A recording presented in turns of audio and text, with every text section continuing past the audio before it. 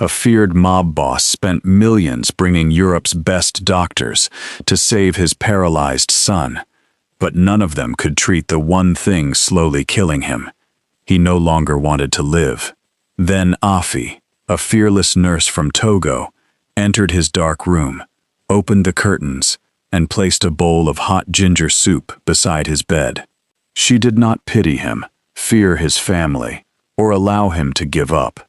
But neither of them knew that helping him stand again would expose a traitor inside his father's empire and place both their lives in danger. If you love emotional stories about redemption, survival, and unlikely bonds, make sure to hit subscribe and turn on notifications now so you never miss an upload. Now, let's get right into the story. The rain had been falling over Songbuk-dong for 3 straight days, turning the soil on the mountain slopes into thick black mud. Inside the stone gates of the estate, the air smelled like wet pine and bleach. Kang Min-hyuk stood at the end of the long hallway, his hands resting against the cold wooden rail of the staircase. He did not look like a man who owned half the container ships passing through the port of Busan. He looked like a father who was watching his only child disappear in slow motion. At the far end of the corridor, a heavy door clicked open. A man in a dark gray suit stepped out, his leather shoes making small tapping sounds on the polished floorboards. He carried a silver briefcase and kept his eyes fixed on his own reflection in the woodwork. "Is he resting?" Min-hyuk asked. His voice was low, rough from lack of sleep. "He is awake, sir," the doctor replied, stopping 3 paces short of Min-hyuk. He adjusted his round glasses with one thumb. "The neurological inflammation has stabilized for the moment, but the psychological retreat remains complete. He refuses the intravenous nutrient mix. He refuses the physical therapy. He has not spoken since Tuesday." Min-hyuk turned his head slowly. "I paid your clinic 400 million won to bring 3 specialists from Zurich. You told me the nerve damage could be managed." "The nerve damage can be managed," the doctor said, his fingers tightening on the handle of his briefcase. "The spirit cannot be managed by medication. Your son has made up his mind, Mr. Kang. He does not wish to heal." Min-hyuk did not raise his hand or shout. He simply pointed toward the front doors, where 2 men in black coats stood motionless. "Leave your notes with the nurse at the front desk. Do not come back to this house." The doctor swallowed once, bowed low, and walked away without another word. Min-hyuk walked down the quiet hallway, his heavy steps muffled by the runner rug. He stopped outside the heavy double doors at the end of the wing. Through the narrow observation glass, he could see the room inside. It looked more like an intensive care unit than a bedroom. Chrome IV stands stood around the high bed like steel trees. Monitors flickered with pale green lines, tracking heartbeat, oxygen, and brainwave activity. On the bed lay Kang Tae-jun. At 22 years old, he had his father's wide jaw and high cheekbones, but his skin was yellowed like old paper. His right leg was strapped into a foam support brace to prevent his foot from dropping. His hands lay flat on the white sheets, completely still. 3 months ago, a truck had crossed the median on the highway near Incheon, slamming directly into the side of Tae-jun's car. The police report called it an accident. Min-hyuk knew better, but knowing the truth, did not put his son's shattered vertebrae back together. Tae-jun stared straight at the white plaster ceiling. He did not turn his head when the heavy door creaked open. He did not blink when his father walked to the side of the bed. "The team from Switzerland is leaving," Min-hyuk said quietly, resting his palm on the steel bed rail. "I am having another team brought in from the university hospital tomorrow morning." Tae-jun said nothing. The monitor beside his pillow gave a soft, rhythmic beep every 3 seconds. "You need to take the broth," Min-hyuk said, his voice tightening slightly. The doctors say your stomach will stop accepting liquid entirely if you wait another day. Taejun's right hand twitched slightly against the sheet, but he kept his eyes on the ceiling. He looked like he was already somewhere else, far away from the quiet house, far away from the guards outside his window, far away from his father's empire. Min-hyuk stood there for 20 minutes in complete silence, listening to the rain hit the glass, before turning around and walking out into the dark hallway. The public hospital in the center of Seoul did not smell like wet pine. It smelled like floor cleaner, cheap instant coffee, and stale cabbage. Coffee Afi Mawena stood in the small break room on the 4th floor, leaning her forehead against the cool metal of a vending machine. Her feet inside her white rubber shoes felt like 2 sacks of wet sand. She had been on her feet for 14 hours, moving between the crowded pediatric ward and the emergency intake line. "Afi," a voice called out from the door. Afi lifted her head and wiped a small smear of sweat from her temple with the back of her wrist. A senior nurse named Park stood in the doorway, holding a stack of yellow chart folders. "The night shift from the university exchange program is running late," Nurse Park said, not looking up from her papers. "I need someone to monitor the lower emergency bay until 4 in the morning." Afi pulled her shoulders back and smoothed down the front of her blue scrubs. "I can take it, ma'am, but my fellowship paperwork for next month needs a signature from the department head." "Work the shift first, Afi," Nurse Park said, turning back into the hallway. "We talk about paperwork when the sun comes up." Afi let out a long breath through her nose, counting to 5 in French under her breath. She had moved from Lome to South Korea 2 years ago on a medical exchange scholarship, leaving behind her mother, 3 younger brothers, and a small house near the coast where the roof leaked every time the ocean wind picked up. Her scholarship paid for her room in a drafty dormitory, but every extra one she earned from late-night emergency coverages went straight into an envelope under her mattress. Her mother's knee surgery back in Togo was scheduled for the coming winter, and envelopes do not fill themselves with air. She walked down the tiled corridor toward the ambulance bay, her dark skin standing out starkly against the pale walls of the hospital. Down here, away from the neat private rooms, the air was loud. Syringes clattered into metal trays, elderly patients called out for water, and the automatic double doors kept sliding open to let in the cold midnight wind.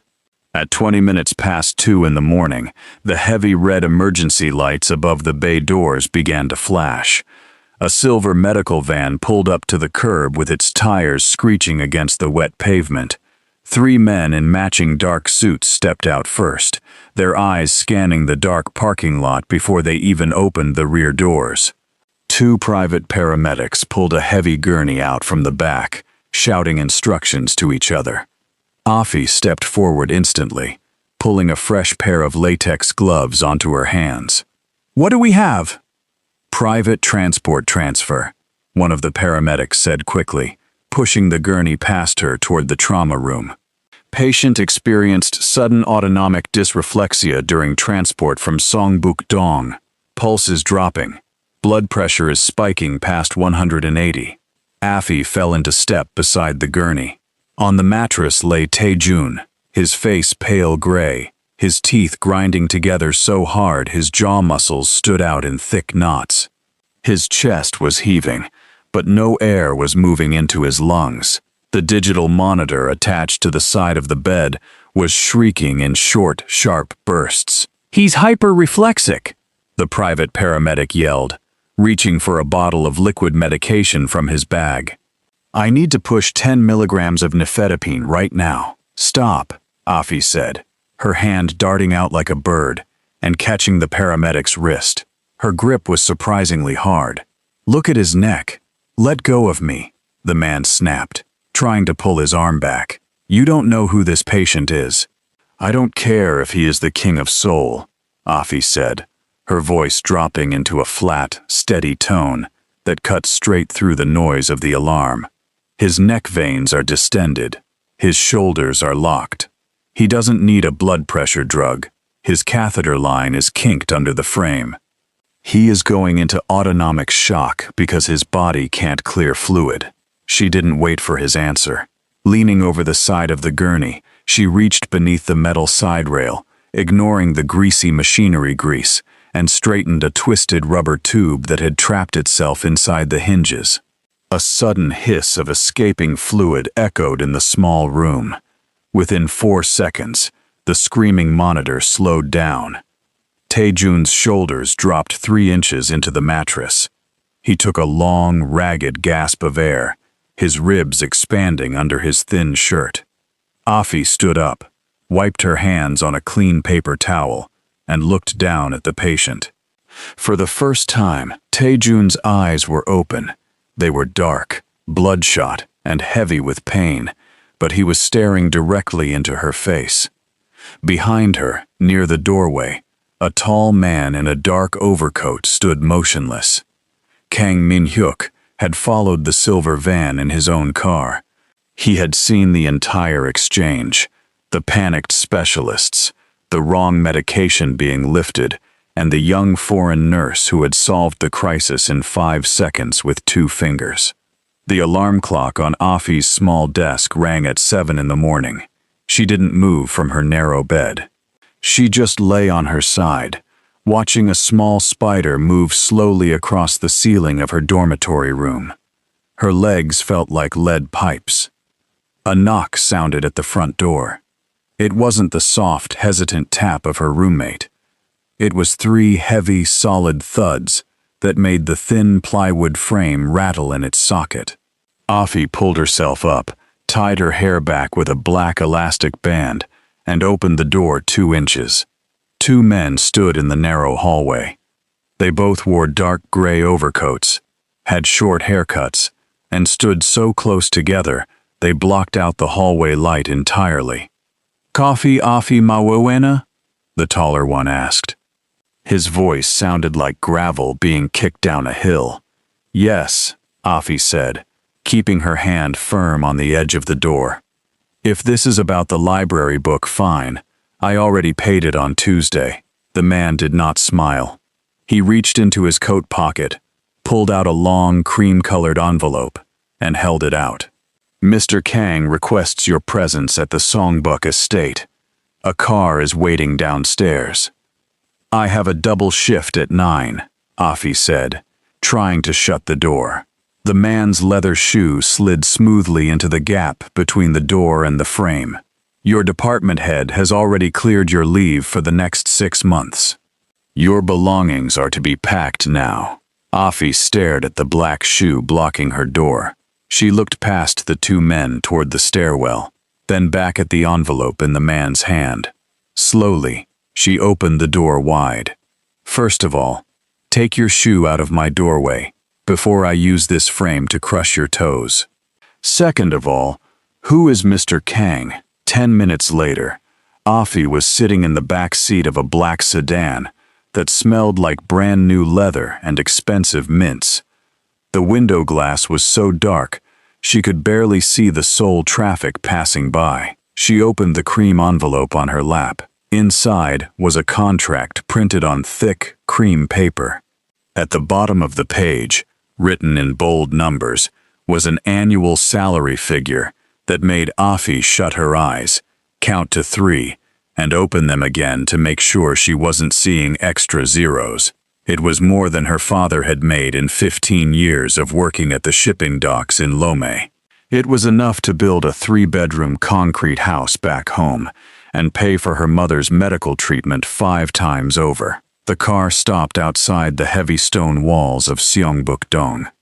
Afi stepped out onto the driveway, her small vinyl canvas bag slung over her shoulder.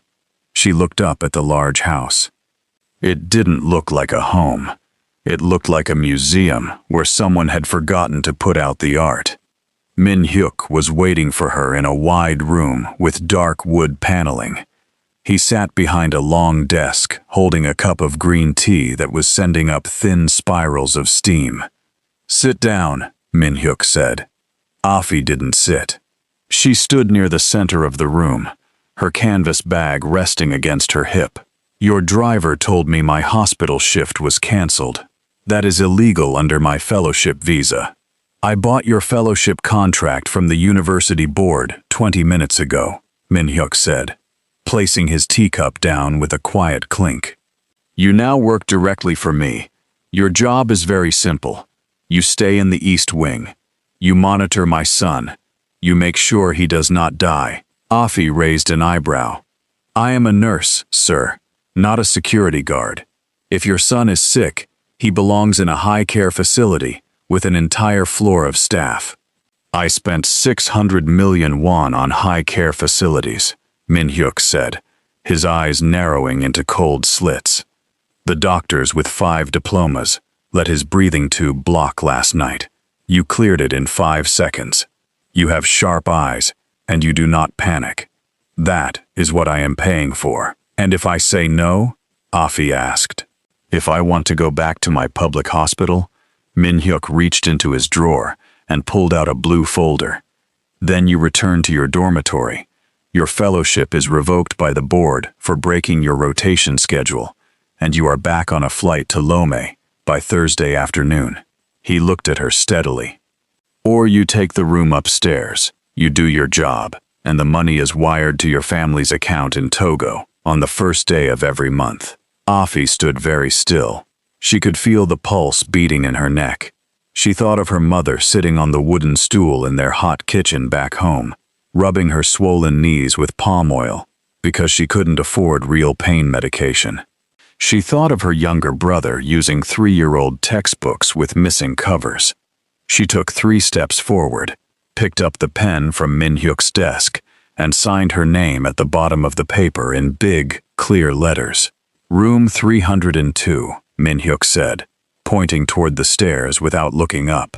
"Do not argue with him. Do not let him turn off his monitors, and do not come down to my office unless he stops breathing." The room on the 3rd floor was cold. Afi opened the door carrying her small canvas bag.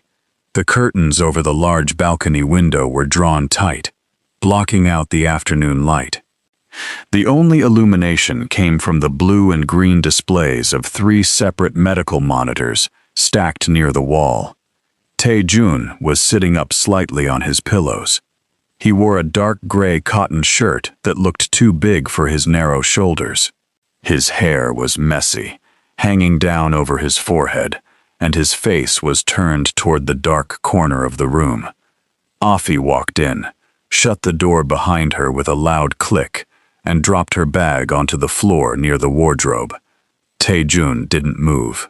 "Tell my father I am not taking the evening injection." His voice was dry, like paper dragging across concrete.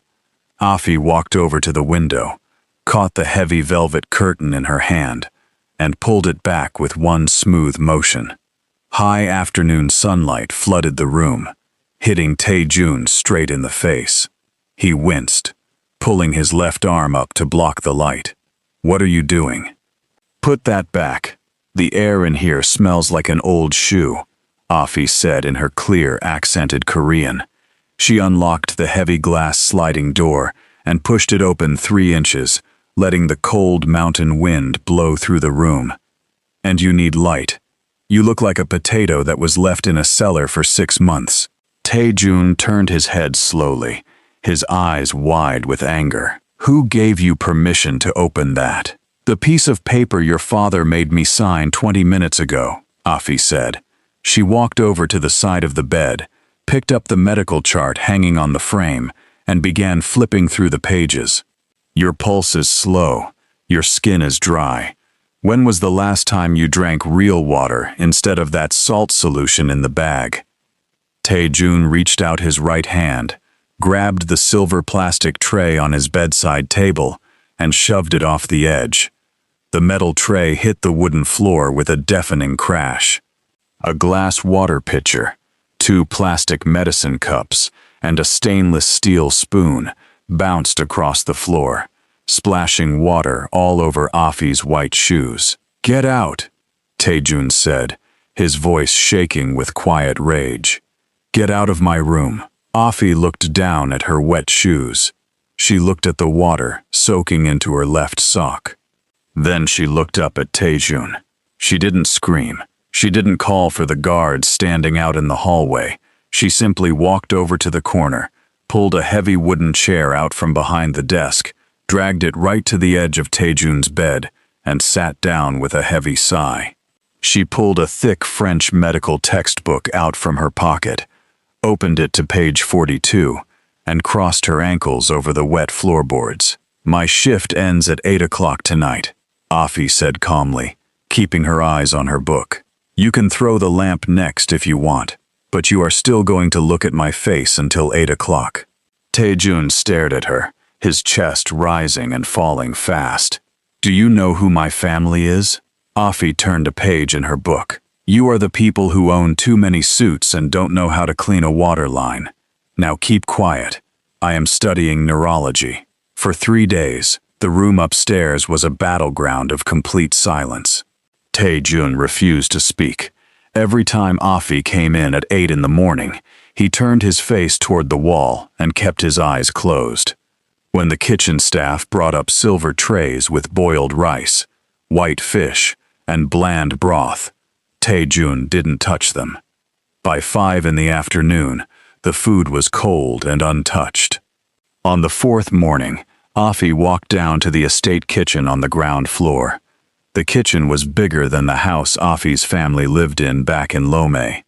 It had 3 stainless steel refrigerators, 2 high ovens, and a team of 3 cooks in high white hats, chopping vegetables in absolute silence.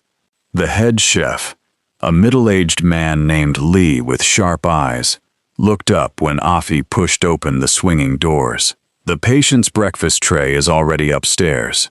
He didn't eat it," Afi said, walking over to the main counter. "He isn't going to eat it tomorrow either. That food has no soul. It smells like water that was boiled twice." Chef Lee dropped his knife onto the cutting board with a dull thud. "That diet was designed by a nutritionist in Gangnam. It has 0 sodium, 0 spices, and exact calorie counts for a patient who cannot walk." "A patient who cannot walk still has a tongue," Afi said. She rolled up her scrub sleeves. "Do you have fresh ginger?" Chef Lee frowned. "In the cool room. Why? Do you have garlic, yellow onions, and real chicken broth?" Afi asked, opening the doors of the walk-in cooler without asking. "Not the powder from the box. The real stuff made with bones. We make our own stock every morning," one of the junior cooks offered quietly. "Good," Afi said, pulling out a large wooden cutting board. "Give me 20 minutes. I am going to make something that actually makes a human being want to stay alive." Chef Lee crossed his arms, watching her suspiciously. "If Mr. Kang finds out you are putting unapproved ingredients into his son's food, he will fire all of us. Mr. Kang is sitting downstairs worrying about his shipping boats," Afi said, slicing a huge piece of fresh ginger into thin matchsticks with fast, practiced chops. "His son is upstairs turning into a ghost because everything in this house tastes like cardboard. If he fires me, I go home to my mother. If he fires you, you can come open a restaurant in Lomé." 20 minutes later, Afi walked back up the wide wooden stairs holding a heavy porcelain bowl. The steam rising from the bowl didn't smell like bleach or hospital disinfectant. It smelled rich, sharp with ginger, roasted garlic, and a tiny pinch of white pepper she had found hidden in the back of the pantry. She pushed Taejun's room door open with her elbow. Taejun was lying on his back, staring at the window. He didn't even turn around when her shoes squeaked against the floor. "Take it back downstairs. I'm not hungry." Afi didn't answer. She pulled the small bedside table right up against his chest, set the heavy bowl down on a wooden coaster, and sat in her usual chair. The smell filled the room within 5 seconds. It moved past the cold steel of the IV stands, past the smell of clean linen, and settled right over the bed. Taejun's nostrils twitched. He kept his eyes on the wall for 20 seconds, then 30, then 40. Finally, slowly, his head turned toward the bedside table. The soup was deep yellow, with tiny flecks of green spring onion floating on top, and clear ginger slices sitting near the bottom. "What is that?" Taejun asked. His voice was lower than usual. "Chicken soup," Afi said, opening her book. "The kind people eat when they are tired of feeling like a corpse." "It's not on the medical chart," Taejun said, his hand twitching near the edge of the blanket. "The medical chart was written by people who live in offices," Afi said, without looking up from her page. "If you don't like it, leave it there. The smell will just make you miserable all afternoon." Taejun stared at the bowl. His stomach made a sudden, loud rumbling sound that echoed in the quiet room. Afi didn't laugh. She didn't even smile. She just turned a page in her textbook, her fingers moving slowly across the paper. Slowly, using his right hand, the arm that still had some strength left, Taejun reached out. His fingers trembled as he picked up the ceramic spoon. He lifted one small spoonful of the yellow broth to his lips and swallowed. The warmth hit his throat first, sharp with ginger, then rich and savory as it hit his stomach. It wasn't the lukewarm, saltless paste the doctors made him drink. It felt hot, real, and alive. He took a second spoonful, then a third. Afi watched him out of the corner of her eye, keeping her face completely expressionless. By the time 10 minutes had passed, the porcelain bowl was completely empty. Taejun set the spoon back down on the tray with a soft click and leaned his head back against the pillows. His skin looked slightly less gray than it had 20 minutes ago. "What was that spice?" he asked. His eyes closed. "Ginger," Afi said, closing her book with a soft thud. "Lots of it. My grandmother used to make it in Lome whenever the rain came down too hard, and everyone got cold in their bones." Taejun opened his eyes and looked at her, really looked at her. Not as a nurse his father had bought, but as a person sitting 3 feet away from his bed. "Where is Lome?" Afi looked back at him, a tiny hint of a smile touching the corner of her lips. "It is far away from Seongbuk-dong, Taejun. Far away from guards, dark suits, and food that tastes like paper." By the second week, the rain had stopped, leaving the sky over Seoul clear, pale blue, and biting cold. Every afternoon at 2 o'clock, the sun hit the back balcony of the east wing. Afi walked into the room, carrying a heavy wool blanket she had pulled from the linen closet down the hall. "Up," she said. Taejun looked up from his bed. He was holding a small notebook he had found in his desk drawer, drawing small, messy lines with a black pen. "What? We are going outside," Afi said, rolling his heavy mechanical wheelchair to the side of the mattress.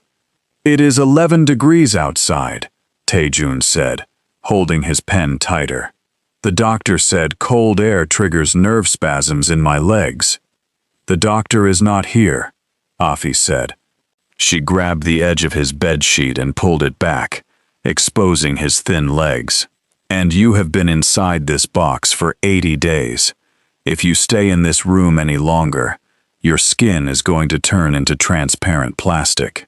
"I am not going out there," Taejun said, his jaw tightening. "The guards are sitting on the lower terrace. I don't want them looking at me like this." Afi stopped. She looked down at him, her dark eyes steady and unreadable. "You think those men care that you are in a chair? They work for my father," Taejun snapped, his voice rising for the first time in days. "They used to see me drive out of these gates in my own car. Now they look at me like I am a broken piece of furniture that costs too much to keep in the house." Afi didn't move away. She stepped right up to the side of the bed, picked up his heavy winter coat from the chair, and dropped it onto his lap. "Those men get paid 500,000 won a week to stand in the mud and look serious. They don't think about you at all. They think about their dinner and their sore feet. Stop pretending the whole world is standing around waiting to pity you. Tae-jun glared at her. You are very rude. I am very tired of listening to you feel sorry for yourself, Afi said, reaching down and grabbing him under his shoulders. Now put your weight on your left heel and slide over. I am not lifting all 70 kilos of you by myself. Tae-jun gritted his teeth, his face turning dark red with effort. His weak leg dragged across the sheet, his muscles shaking violently as he tried to find traction on the floorboards. Pain shot up his lower spine like hot wire, making him gasp out loud. Afi didn't let go. Her arms were like iron around his chest, holding his body steady while he struggled to pivot. Don't look at the floor. Look at the door handle. With a heavy thud, Tae-jun dropped into the padded seat of the wheelchair.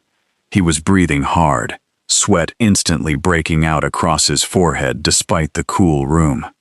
Afi pulled the heavy wool blanket over his knees, tucked it firmly under his boots, and unlocked the heavy sliding glass doors.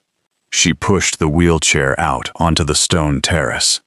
The cold mountain wind hit them immediately, blowing Afi's black hair across her face and making Tae-jun gasp as the crisp air filled his lungs. Below them, the entire city of Seoul stretched out like a massive silver map. The tall towers of the financial district rose up near the river, their steel surfaces catching the afternoon glare. Far to the south, the blue mountains stood quiet against the sky. Tae-jun pulled the blanket tighter around his shoulders. He hadn't felt real wind on his face since the night of the crash. Down on the lower terrace, 3 guards in dark coats heard the sliding door move. They looked up, their faces surprised, but Afi pointed her finger at them down over the stone balustrade. Turn around and mind your business, she shouted in her heavy, rhythmic Korean. The guards blinked, looked at each other, and slowly turned back toward the front gates. Tae-jun let out a sound that was half a cough and half a laugh. It was a short, sharp sound, but it echoed clearly in the cold air. You are going to get fired by Friday. Afi leaned her elbows on the stone rail beside his chair, looking out at the city towers. Your father tried to fire me twice yesterday because I wouldn't let him bring 3 phone calls into your room during your nap. He talks very loud, but he doesn't fire people who don't run away from him. Tae-jun looked up at her side profile. Her skin caught the yellow sunlight, smooth and dark against the gray stone of the estate wall. Why did you come here? Really? I told you, Afi said, not turning her head. The contract pays off my family's debt back home. There are other jobs, Tae-jun said softly. Other hospitals. Afi turned her head slowly, looking down at him. In Lome, when someone in the street falls off their bike, you don't stand there asking who their father is before you help them up. You just pick them up because they are on the ground. She reached out and patted his shoulder twice, her hand heavy and warm through his coat. You were on the ground, Tae-jun. Now drink the air and stop complaining about the cold. Inside the house, standing deep in the shadows of the second-floor library window, Kang Min-hyuk watched the 2 figures on the high terrace. He watched his son reach out his shaking right hand, pull the blanket higher, and look out over the city without hiding his face. Min-hyuk lowered his teacup. For the first time in 90 days, his hand was not shaking. The 5th week brought the cold rain back to the mountains, but inside the East Wing, the routine had changed entirely. The medical monitors had been pushed into the far corner of the room, their blue screens covered with thin white sheets. The air no longer smelled like disinfectant. It smelled like steamed rice, crushed ginger, and the orange peel oil Afi used to wipe down the wooden desk every afternoon. Tae-jun was sitting on the edge of the bed, his feet flat on the floorboards. He was wearing his own gray tracksuit instead of the hospital gowns his father's team had ordered.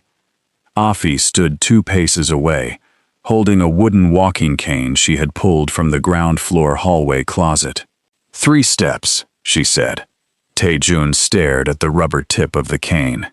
The physical therapist from the university said we should wait until the nerve velocity test next month. The physical therapist from the university gets paid by the hour, Afi said, shaking the cane slightly. The longer you sit on that bed, the more his company earns. Take the handle. Tae-jun reached out and took the curved wooden handle.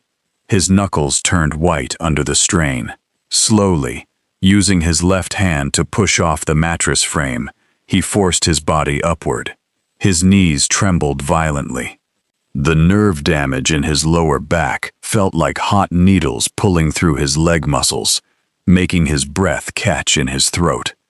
He stood there for 3 seconds, his body swaying like a young tree in a high wind. "Don't look at your feet," Afi said. Her voice wasn't gentle, but it was solid as a rock. She stood right beside him, her hand resting 3 inches behind his waist, ready to catch him if his balance failed, but not touching him yet. "Look at the door handle." Tae-jun gritted his teeth. He lifted his left foot. It felt like he was lifting a block of cement out of deep water. He swung it forward 2 inches and set it down. 1, Afi counted.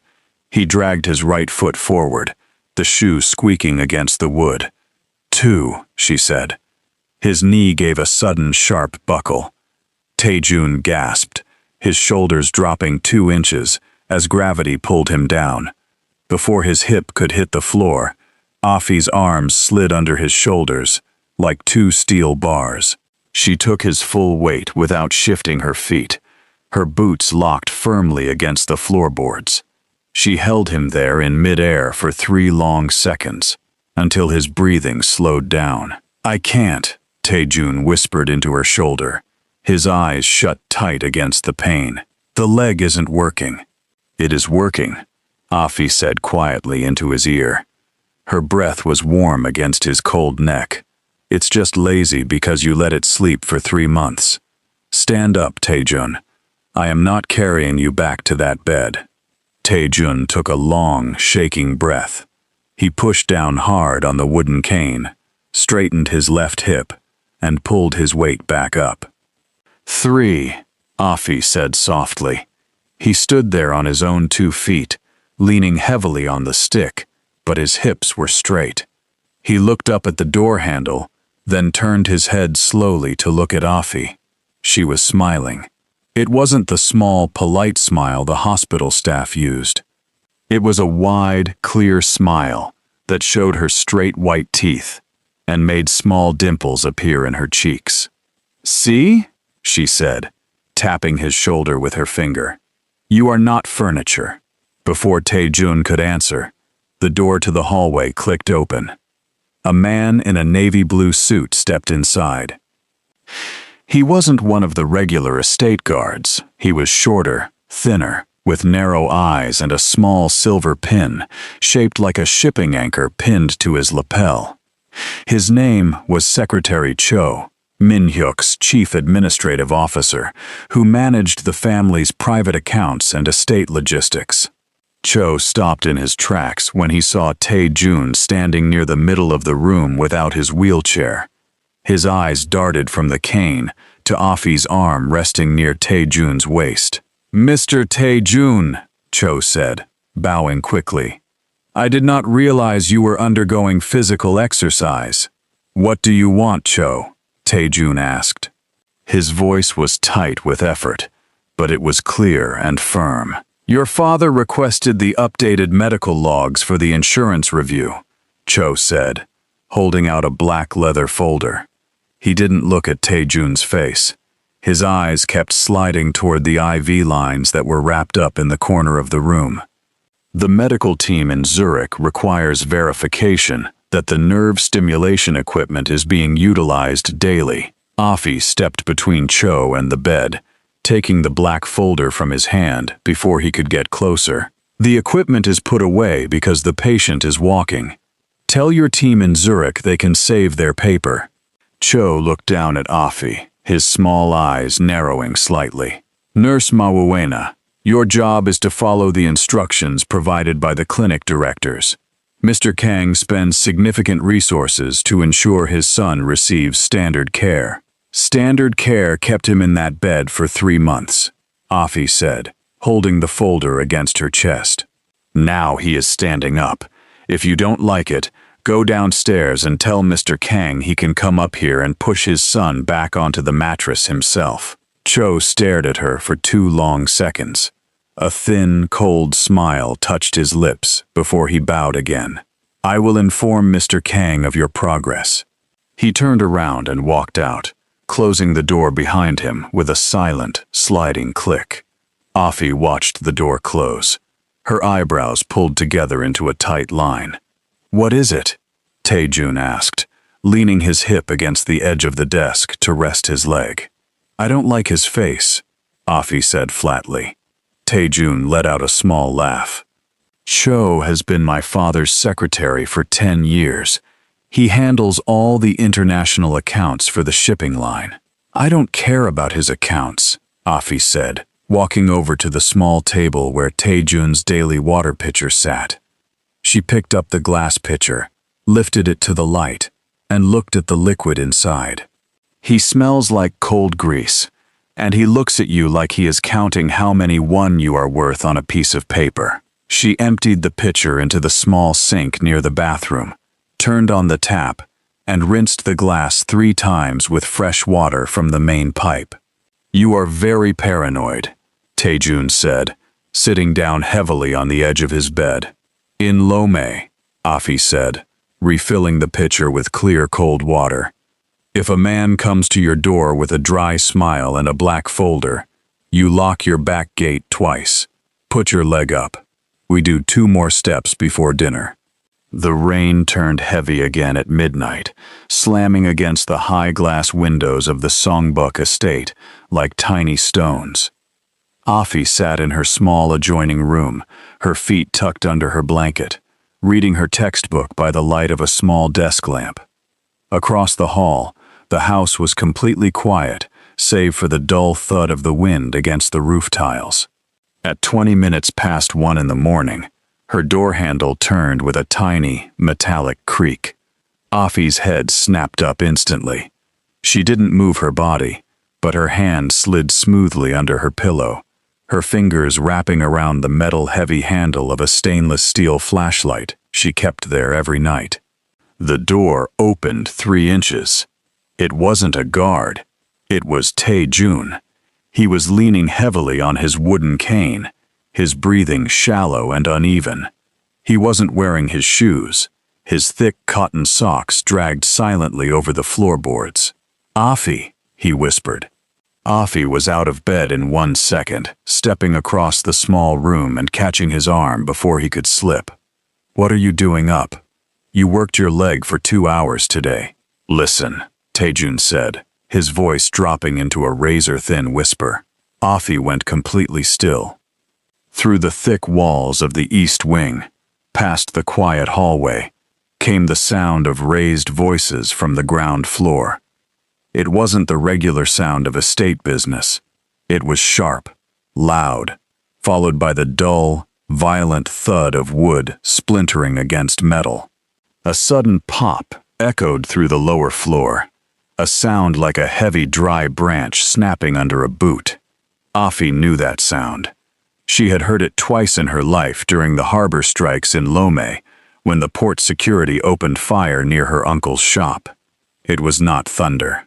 "That was a gun," Afi said, her voice dropping into a flat, deadly calm. "My father's study is right under the main entrance," Taejun said, his hand clutching her sleeve so hard his nails dug into the fabric. "The security monitors in my room just went black." Before Afi could answer, the lights in her room flickered once, twice, and died completely. The entire 3rd floor plunged into pitch darkness, leaving only the pale gray rain light filtering through the high balcony glass. Downstairs, another loud thud shook the floorboards beneath their feet, followed by the heavy sound of many hard-soled boots moving fast up the central staircase. Afi did not scream. In the absolute darkness of the third-floor room, her mind moved with the sharp, cold clarity of someone who had watched storm tides sweep through Lomé markets. When fear hits, panic kills. Only routine saves you.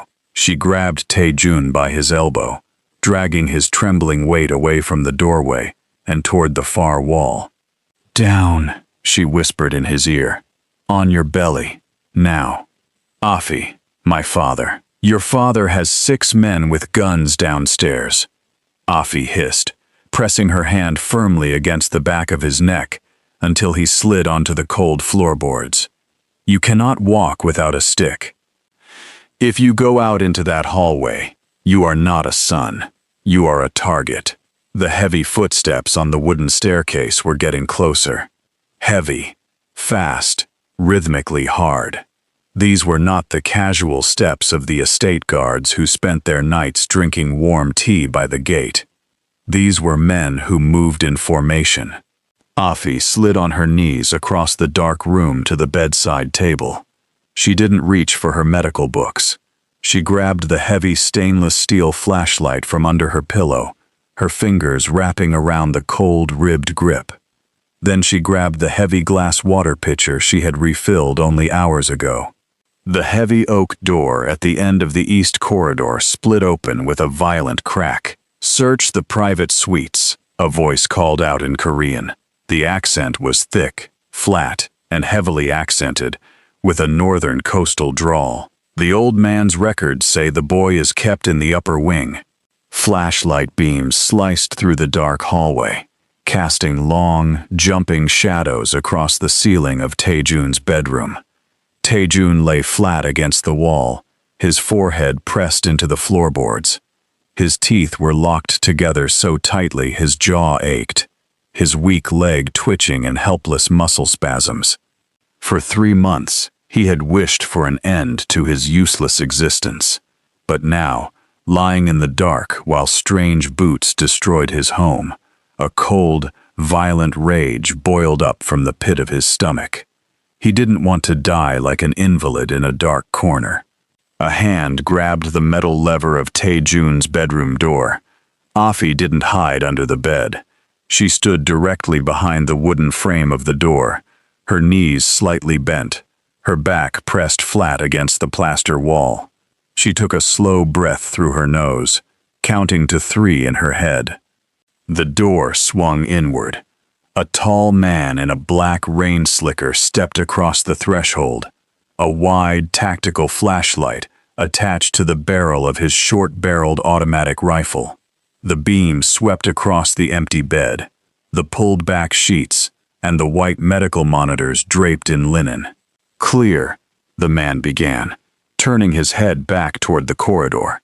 Afi brought the heavy glass water pitcher down with everything she had. The thick glass hit the side of the man's neck right above his collarbone, with a dull, wet thud. The pitcher didn't shatter. It struck like a 5-kilogram rock. The man let out a wet gasp, his knees instantly giving out as his nervous system buckled from the blow to his carotid artery. He dropped sideways like a sack of grain, his shoulder slamming into the nightstand. Before the rifle hit the floor, Afi caught the strap. She didn't know how to shoot a weapon, but she knew how to pull. She yanked the strap over his helmeted head, kicked the fallen man hard in the ribs to keep him down, and dragged the heavy metal body of the rifle across the floor toward Taejun. "Take this," she snapped in a low voice. Taejun reached out, his shaking hands grabbing the cold steel receiver. His fingers automatically found the safety switch near his thumb, a reflex from his mandatory military service 2 years prior. "Where did you learn to hit someone like that?" "In Lomé, people who steal fish get hit with pots," Afi said, grabbing his good shoulder and hauling him to his feet. "Get up. We are leaving through the service door." "There is no service door in this wing," Taejun panted, leaning heavily against her arm, as his left foot dragged across the carpet. "Every kitchen in the world has a trash chute," Afi said, pulling his arm over her neck. "Move your feet, Taejun." They slipped out into the dark hallway just as two more flashlight beams appeared at the far end of the corridor. "Hey!" a voice shouted from the dark. "Over there!" Taejun didn't wait.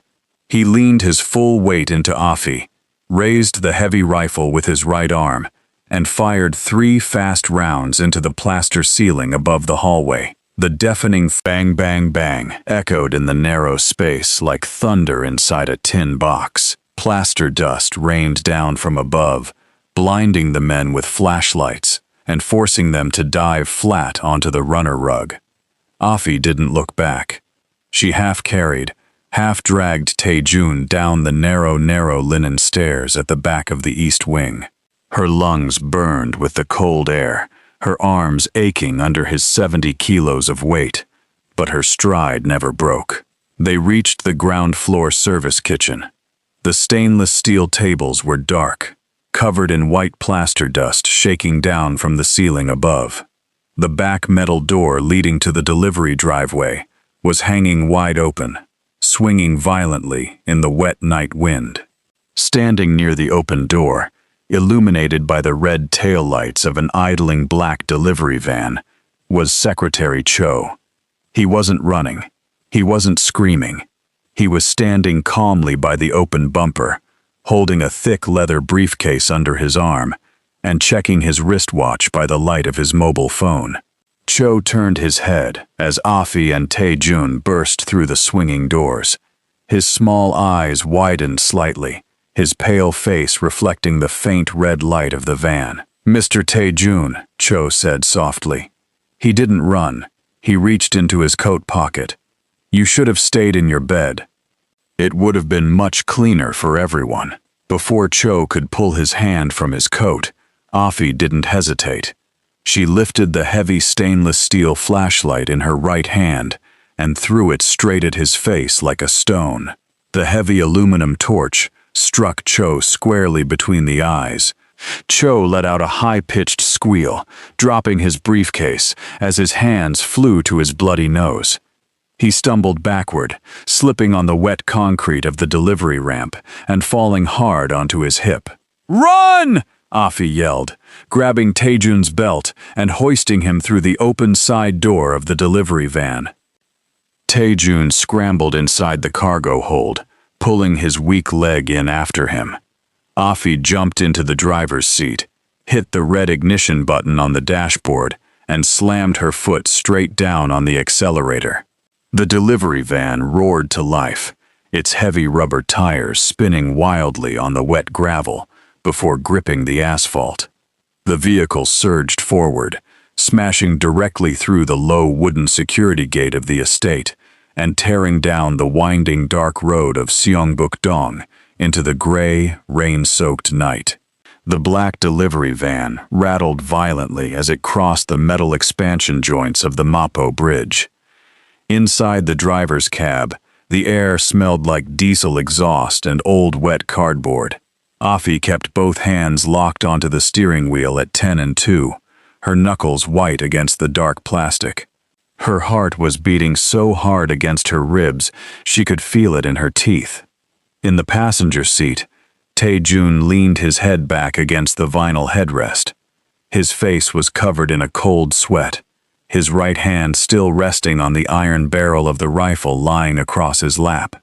His left leg was trembling uncontrollably, the nerve damage firing off random signals after the intense physical exertion. "Where are we going?" Taejun asked. His voice was barely a raspy whisper. "My father's secondary safe houses all run through Cho's office. If Cho is the traitor, every property in Gangnam and Seongbuk is compromised." Afi cleared her throat, wiping a smear of rain fog from the inside of the windshield with her bare sleeve. "We are not going to Gangnam. We are going somewhere where people don't look at leather shoes. Afi, the syndicate rivals who bought Cho, won't stop at the estate," Taejun said, turning his head to look at her. "They want my father's shipping access codes. They know I am the only person who holds the secondary encryption keys for the Busan terminals. They can want whatever they like, Afi said, her eyes fixed on the rain-slicked road ahead. Right now you need salt, hot water, and a place where 6 men in suits stand out like red flags on a white wall. She swung the heavy steering wheel to the right, plunging the van down a narrow off-ramp toward the low-lying, crowded district of Itaewon. Here, far away from the quiet stone mansions of the northern hills, the city did not sleep. Even at 3 o'clock in the morning, under a steady downpour, neon signs in 3 different languages flickered above narrow, twisting alleys. Small international grocery stores, late-night kebab shops, and underground music bars spilled warm yellow light onto the wet pavement. Afi pulled the van into a narrow, covered alleyway behind a 2-story brick building that smelled strongly of roasted spices and wood smoke. She killed the engine. The headlamps died, leaving them in the dim yellow glow of a hanging street lantern. "Whose house is this?" Taejun asked, staring out the fogged window at a weathered wooden sign written in French and Korean. "Lome Grocery and Import." "My uncle's friend," Afi said, pulling the key from the ignition. "Mama Coffee. She moved to Seoul 20 years ago. She imports yams, dried fish, and red palm oil from West Africa for the kitchen workers in Itaewon." She stepped out into the cold rain, walked around to the passenger side, and opened the door. "Up, Taejun, put your weight on me." Taejun gritted his teeth, sliding off the high vinyl seat. The moment his feet touched the wet brick alley, his left knee gave out completely. He groaned, his shoulders collapsing forward, but Afi caught him under his arms before his knees hit the mud. "I have you," she grunted, her shoulder wedged tightly under his armpit. "Don't look at the ground. Walk." She knocked on the heavy wooden back door 4 times. 2 short taps, 2 heavy thuds. A small sliding hatch opened in the wood. A pair of sharp, dark eyes looked out through the iron bars. "Afi?" A woman's deep, gravelly voice called out in Togolese-accented Yue. "What are you doing here at 3 in the morning, with a boy who looks like he fell out of a tree?" "Mama Kofi," Afi called back in the same language, her breath rising in white clouds. "He didn't fall out of a tree. He fell out of a high house. Open the door before his legs turn into ice." The heavy iron bolt slid back with a loud clank.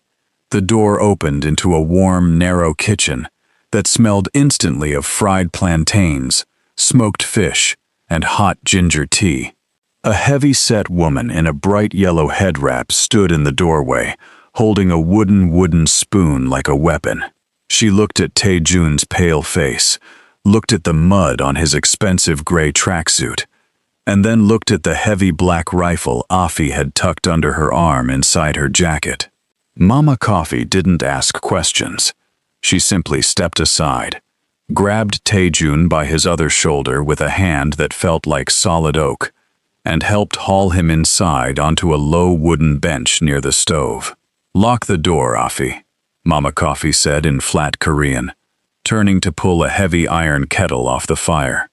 "And tell me why the mob is looking for a boy who weighs 50 kilos. The small apartment above the grocery store was low-ceilinged and crowded with cardboard boxes of imported spices, but it was dry and warm. Taejun sat on a low mattress in the corner, a heavy knitted wool blanket wrapped around his shoulders. A steaming mug of dark ginger tea sat between his hands, the hot porcelain warming his stiff fingers. Afi stood near the window, peering out through a tear in the yellow plastic curtain. The alley below was quiet, save for the rain falling into the trash bins. "Joe had my father's private security logs," Taejun said softly, his eyes fixed on the dark liquid in his cup. "He knew every guard's shift rotation. That's why they got through the gates without setting off the main perimeter alarm." "Your father trusted him too much," Afi said, walking back over to the mattress. She pulled a low wooden stool up next to him and sat down, leaning her elbows on her knees. "My father doesn't trust anyone," Tae-jun corrected her, looking up. "He calculates people. He thought Cho was loyal because he paid him 300 million won a year. He forgot that a man who serves for money will sell you for more money." Afi pulled her small canvas bag onto her lap, unzipping the top pocket. She pulled out a small, white plastic container of antiseptic ointment and a roll of clean medical cotton she had grabbed from the estate room before they ran. "Hold still," she said, leaning forward.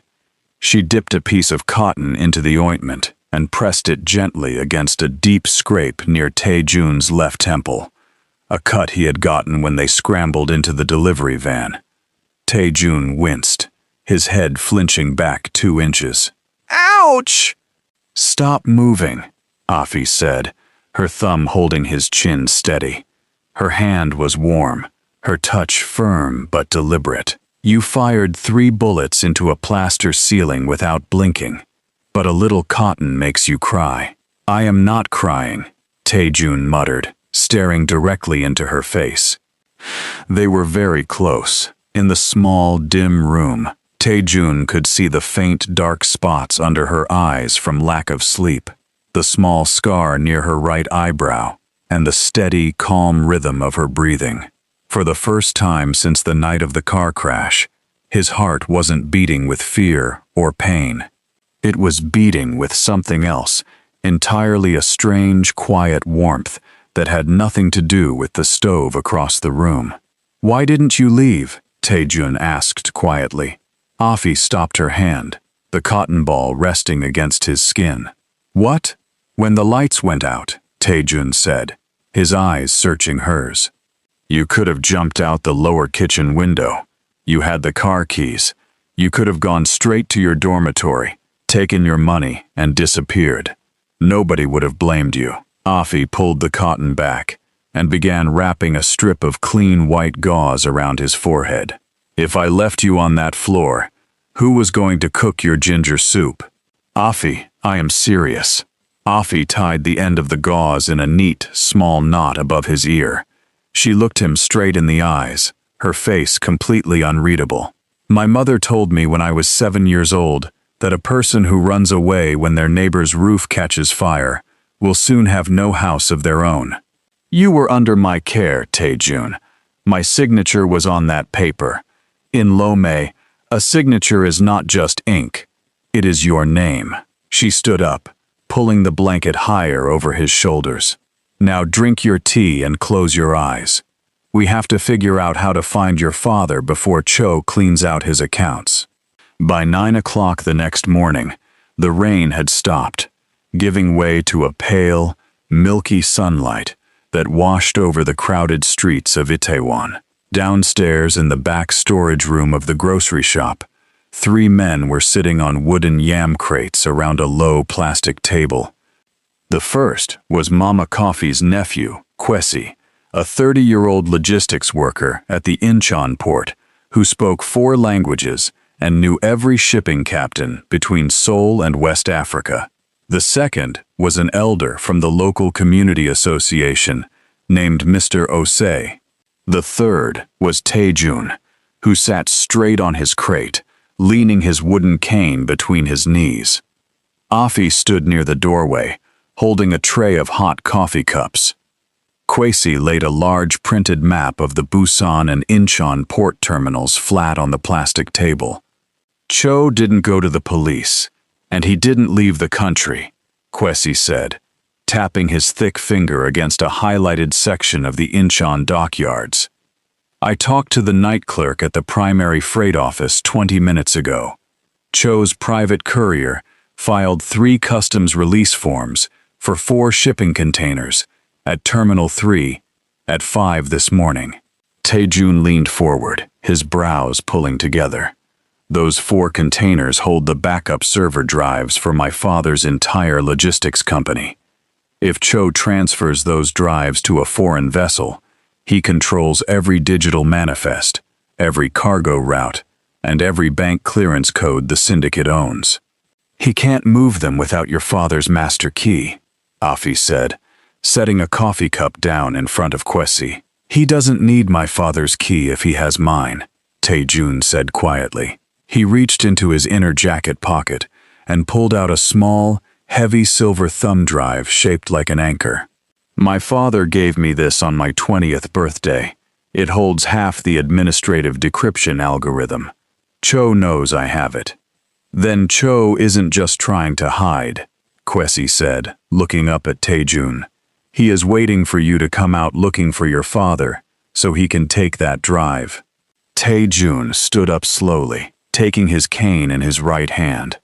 His legs were still sore, but he stood upright, his shoulders back, his jaw set in a hard line that looked remarkably like Min Hyuk's. Where is my father now? Kwesi looked down at the map, then back at Tae-jun. Your father's personal security team retreated to the secondary warehouse near the Incheon oil refinery at daybreak. They are surrounded by Cho's men. Cho has shut off their power, blocked their vehicle access, and is starving them out until your father signs over the master corporate seals. Tae-jun grabbed his cane tighter. Then we are going to Incheon. You can barely walk 50 meters without shaking, Afi said, stepping right into his path. How are you going to break through a blockade at an oil refinery? Tae-jun looked at her, his eyes cold, clear, and steady. I spent 3 months waiting to die because I thought my life was over. My father spent millions trying to keep me breathing, while his own people pulled the foundation out from under him. I am not going to let an accountant in a cheap suit take his life's work while I sit in a grocery store. Afi stared at him for 3 long seconds. She saw no trace of the pale, hopeless boy who had thrown a water tray at her shoes 4 weeks ago. Standing before her was a man who had reclaimed his own feet. She let out a long, heavy breath, reached behind her neck, and tied her black hair back into a tight, neat bun. Kwesi, Afi said, turning to Mama Coffee's nephew. How many delivery trucks does your import union run between here and the Incheon docks every morning? Kwesi grinned, showing a gap between his front teeth. We have 12 6-ton refrigeration trucks leaving the Itaewon market in 20 minutes, Afi. Afi turned back to Tae-jun, her dark eyes flashing with a sharp, brilliant light. Then put on a thick coat, Mr. Kang. We are going to show your father's secretary how market people clear a driveway. The Incheon oil refinery district was a gray landscape of towering steel storage tanks, thick yellow pipes, and wide concrete roads slick with diesel sludge. Near the eastern gate of Warehouse 42, 3 dark SUVs were parked sideways across the narrow access road, blocking the main entrance completely. 8 men in dark blue work jackets stood around a metal barrel fire, sipping warm canned coffee and watching the quiet perimeter of the warehouse. Inside the warehouse, Kang Min-hyuk sat on a wooden packing crate in the dark. His suit jacket was gone, his white shirt sleeves rolled up to his elbows, displaying dark bruises across his forearms. Beside him lay his chief security commander, who was bleeding from a shallow leg wound. Out of the 20 guards Min-hyuk had employed at the Songbuk estate, only 3 remained with him here. The emergency generators were dead, the phone lines were cut, and 3 heavy cargo trucks were idling outside, waiting for Cho to arrive with the final signing documents. Min-hyuk looked down at his watch. 9:45 in the morning. Sir, his commander whispered, trying to bandaging his thigh with a strip of clean cloth. Cho's men have blocked the south gate. If we try to break out on foot, we won't make it 20 yards past the pipe bridge. Min-hyuk did not answer. He stared at his hands, his thick, calloused palms that had built a shipping empire out of nothing 30 years ago. He didn't care about the shipping containers, the bank accounts, or the Busan terminals anymore. His only thought was Tae-jun. He had received no word from the songbook house since the power went out. As far as he knew, his son was either dead or in Cho's hands. Suddenly, the heavy metal door at the back of the warehouse vibrated with a low, deep thrumming sound. It wasn't gunfire. It was the loud, air brake hiss of a heavy diesel engine. Outside on the access road, the 8 men around the barrel fire dropped their coffee cans and reached into their coats. Down the narrow concrete lane, moving at 30 kilometers an hour, came a convoy of 4 massive white refrigeration trucks. Painted across the side of each vehicle in bright blue letters was the logo: West Africa Import and Logistics Co-op. The lead truck didn't slow down. "Hey, stop!" one of Cho's guards yelled, running forward and waving his arms. "This is a restricted industrial zone." The lead truck hit its air horn that echoed off the steel oil tanks and smashed directly into the side of the first dark SUV. The heavy steel bumper of the 6-ton truck tore through the SUV's doors like paper, spinning the car sideways off the pavement and clearing the access lane in 3 seconds. Before Cho's men could pull their weapons, the rear doors of the 3 following refrigeration trucks swung open. 20 men, dock workers, market drivers, and local logistics porters from Itaewon, led by Kwesi, stepped out onto the concrete pavement, holding iron cargo hooks, heavy tire irons, and wooden shipping stakes. "Clear the lane," Kwesi shouted in Awe, his voice booming across the refinery yard. The market workers moved forward in a solid, disciplined line. They didn't fire guns. They moved like port laborers clearing a crowded dock, knocking weapons out of hands with heavy wooden stakes and pinning Cho's guards against the chain-link fence before they could coordinate a defense. From the passenger cab of the second refrigeration truck, Afi stepped down onto the wet asphalt. She wore a bright red wool cap pulled down over her ears, her scrub top hidden beneath a thick black work jacket. She walked around to the passenger side, opened the door, and held out her hand. Taejun stepped down. He held his wooden cane firmly in his right hand, his gray tracksuit tucked into heavy rubber work boots. He didn't stumble. He walked straight past the overturned SUV, his eyes fixed on the heavy metal doors of Warehouse 42. Inside the dark warehouse, Min-hyuk heard the iron doors split open. He stood up from his packing crate, his hands pulling his heavy iron flashlight up like a club, ready for the final assault. The heavy double doors swung wide, letting in a blinding wall of yellow morning sunlight. Standing in the center of the doorway, framed by the bright light and the towering white refrigeration trucks behind him, was Taejun. He was standing on his own 2 feet, leaning lightly on a wooden cane, his posture straight, his eyes cold and clear. Beside him stood Afi, her hands tucked into her jacket pockets, looking around the dark warehouse with a dry, calm expression. Min-hyuk dropped his flashlight. It hit the concrete floor with a heavy thud, rolling 3 feet before coming to a stop. The ruthless mob boss, the man who had controlled Busan's ports for 30 years, stared at his son. He looked at Taejun's face, not pale, not yellowed, not staring at a plaster ceiling, but alive, angry, and standing straight. "Taejun," Min-hyuk rasped, his voice breaking for the first time in his life. Taejun walked forward, his boots making solid, even thuds on the concrete floor. He stopped 3 paces from his father, pulled the small silver thumb drive from his pocket, and held it out in his hand. "Cho is at Terminal 3, Taejun said, his voice ringing loud and clear through the quiet warehouse. "He has your primary server keys, but he doesn't have mine." Min-hyuk didn't look at the thumb drive.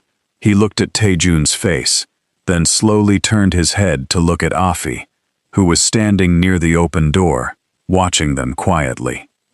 "How?" Min-hyuk asked softly. his eyes wide. "How are you standing?" Tae-jun turned his head back, looking at Afi over his shoulder. A small, dry smile touched his lips. The first real smile his father had seen on his face in 3 years. "I took the ginger soup," Tae-jun said. Secretary Cho stood under the high steel girders of Incheon Terminal 3, checking his silver wristwatch every 30 seconds. Behind him, 4 massive iron shipping containers hung from the mechanical arms of a gantry crane, ready to be lowered onto a Panamanian-flagged cargo vessel. The sea wind blowing off the bay was bitter, carrying the smell of salt, heavy fuel oil, and wet iron. "Is the secondary server array secure?" Cho asked, turning to a man in a grease-stained yellow reflective vest. "The hardware is loaded, sir," the worker replied, holding a digital clipboard. "We are only waiting for the second half of the encryption clearance code." The terminal computer won't authorize the crane to release the cables without the silver drive. Cho clicked his tongue, his face twisting into a tight knot of impatience. He will come. When the boy realizes his father has nothing left, he will bring it himself to bargain for the old man's life. A sharp metallic thud echoed across the concrete staging yard. Cho turned toward the main entrance gate.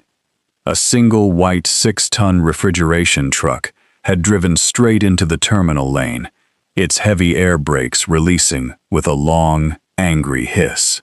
The driver's door swung open. Afi stepped down onto the rain-slicked concrete, her heavy work boots splashing into a shallow puddle. She walked around the front bumper with her hands casually tucked into her black jacket pockets, looking around the dockyard as if she were inspecting a vegetable market. Cho's eyes widened.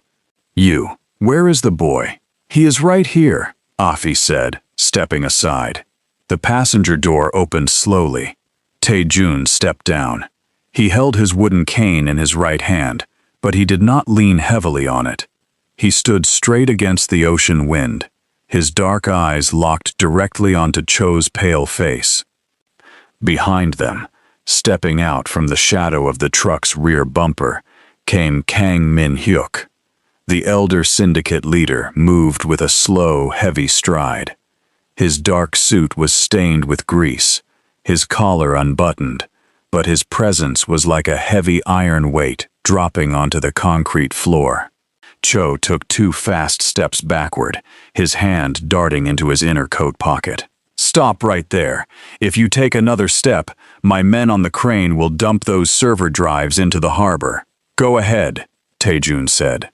His voice was steady, carrying clearly over the roar of the sea wind. He pulled the small silver anchor drive from his pocket and held it up between 2 fingers. "The secondary drives back up to this unit every 48 hours. The hardware on that ship is just iron and silicon without this piece. You bought traitorous guards, Cho. You bought fake medical reports. But you forgot that you don't know how the system was built." Cho's breath came in fast, ragged gasps. He looked at Min-hyuk, then at Tae-jun, and finally at Afi, who was watching him with cold, quiet disgust. "Mr. Kang," Cho stammered, his posture collapsing as his knees began to tremble. "I served you for 10 years. I managed the accounts. I covered the losses. I handled the police. And you left everything to a boy who couldn't even stand up. I earned half of this empire." Min-hyuk stopped 3 paces away from his former secretary. He did not raise a weapon. He did not shout. He simply looked down at Cho with absolute coldness. "You didn't build anything, Cho," Min-hyuk said softly. "You counted other men's money, and you thought money was the only thing holding this house together." Min-hyuk turned his head toward the side lane. 2 dark sedans carrying officers from the Seoul Metropolitan Police Department pulled smoothly up to the curb, their red lights flashing silently against the gray, wet pavement. Kwesi had delivered the full digital manifest of Cho's illegal transfer to the Economic Crimes Unit an hour earlier. 2 officers stepped out, grabbed Cho by his arms, and forced his hands behind his back. The metal handcuffs clicked shut, with a sharp, final sound. Cho did not look back as he was led away, his leather shoes dragging uselessly over the dirty asphalt. Tae-jun stood near the edge of the dock, watching the Panamanian vessel sway gently in the tide. He looked down at the silver thumb drive in his hand, then turned to his father. "It ends today," Tae-jun said. Min-hyuk looked at his son. "The syndicate has debts, Tae-jun. The terminal licenses. Convert them," Tae-jun interrupted firmly. "Sell the shipping lines to the local transport union. Pay off the hospital debts for the workers in Busan. We are done running blood through these ports." Min-hyuk stared at Tae-jun for a long time. For 30 years, he had believed that violence and absolute control were the only shields that could protect his family from a cruel world. But looking at his son, standing tall, clear-eyed, and backed by people who had fought for him out of genuine duty rather than fear, the old man felt the heavy iron weight in his chest finally loosen. "All right," Min-hyuk said quietly, his head bowing slightly in surrender. "We sell." 4 months later, the afternoon sky over Lomé was a deep, brilliant orange. The ocean waves came tumbling onto the golden sand of the West African coast, leaving thick white foam that dissolved into the warm earth. The air did not smell like bleach, diesel, or wet mountain mud. It smelled like salt water, roasted groundnuts, and sweet palm fruit. A short distance from the water's edge stood a bright white 2-story building with green wooden shutters. Above the front entrance, a wooden sign read in gold letters, "Mawuwena Community Health and Rehabilitation Center." Inside the courtyard, local children were running across the clean stone tiles, laughing as a nurse handed out small cups of chilled fruit juice. Afi walked out onto the wooden veranda, carrying 2 glass jars of cold hibiscus tea. She wore a bright yellow patterned wrap dress, her dark hair braided neatly back, her skin glowing under the warm tropical sun. She walked down the low wooden steps toward the sand, where a man was sitting on a low wooden bench looking out at the ocean horizon. Tae-jun wore a light white linen shirt and shorts. His legs were brown from the sun, his shoulders broad and relaxed.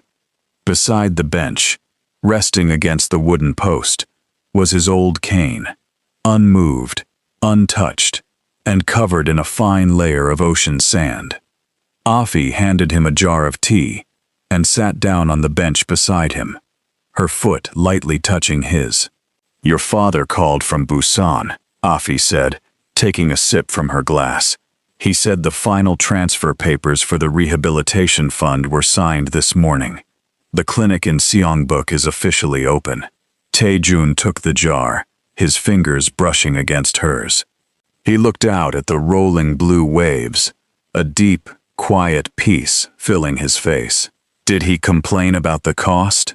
"He tried to," Afi said with a small laugh, her eyes twinkling. "Then I told him I would come back to Seoul and make him eat ginger soup every day for a month, until he behaved." "He signed the papers in 2 minutes." Tae-jun laughed, a rich, full sound that carried easily over the noise of the crashing waves. He turned his head and looked at Afi. He didn't see the nurse who had cleared his breathing tube in a chaotic hospital bay. He didn't see the employee his father had hired with a cream envelope. He saw the person who had pulled him out of the dark, who had taught him how to stand when he had forgotten how to live, and who had changed the trajectory of his entire world with nothing more than stubborn humanity, sharp words, and a bowl of hot broth. He reached out and wrapped his hand over hers.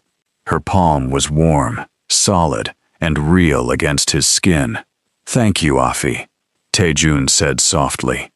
Afi looked down at their joined hands, then looked up into his eyes, a wide, beautiful smile spreading across her face. "Drink your tea, Tae-jun," she said gently, leaning her shoulder against his. The sun is going down, and we have a long way to walk.